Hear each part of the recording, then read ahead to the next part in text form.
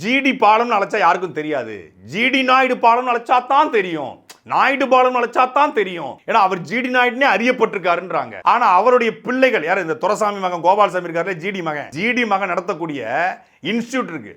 அந்த இன்ஸ்டிடியூட்டோட பேர் என்னன்னு பார்த்தா ஜிடி டெக்னிக்கல் ட்ரைனிங் இன்ஸ்டிடியூட். மேல பார்த்தா ஜிடி ஆடிட்டோரியம். அங்க ஜிடி நாயுடு ஆடிட்டோரியம் இல்ல, ஜிடி நாயுடு டெக்னிக்கல் ட்ரைனிங் இன்ஸ்டிடியூட்னு இல்ல. அப்புறம் ஜிடி கார் மியூசியம் இருக்கு. அவர் பயன்படுத்தக்கூடிய கார்லாம் ஒரு மியூசியத்தில் வச்சிருக்காங்க. அந்த கார் மியூசியத்துக்கு ஜிடி நாயுடு மியூசியம் வைக்கணும். ஏன்னா ஜிடி நாயுடு ஓட்டின கார் ஜிடி மியூசியம். ஜிடி அந்த ஜிடி யாருக்கு தெரியும்? ஆனா அங்க ஜிடி நாயுடு கார் மியூசியம் இல்ல, ஜிடி மியூசியம் தான் இருக்கு. அவர் மகன் கோபால்சாமிக்கு பேருக்கு பின்னாடி நாயுடு இல்ல. இது திராவிட இயக்கத்துடைய வெற்றியா? ஆனா ஜிடி நாயுடு பேருக்கு பின்னாடி நாயுடு இருக்கு. அப்ப திராவிட இயக்கத்துடைய தோல்வியா? இது யாருக்கு சொல்றான்னு பார்த்தா திராவிட இயக்கத்துடைய தீரர் மரியாதைக்குரிய ஐயா வீரமணி அவர்கள். ஆனா இந்த பாவம்லாம் அண்ணன் சீமான சும்மாவே விடாதுங்க. அவர் பாட்டில் புதருக்குள்ள பதுங்கி மாத்திரையை போட்டு படுத்து கிடந்தாரு. அவரை எழுப்பிவிட்டாச்சு. அவர் எழுப்பிவிட்டு சிஎம் சார் சொல்லுங்க சார் அப்படின்னு வந்துட்டாப்ல. அவரு யாரு? வீரமணி.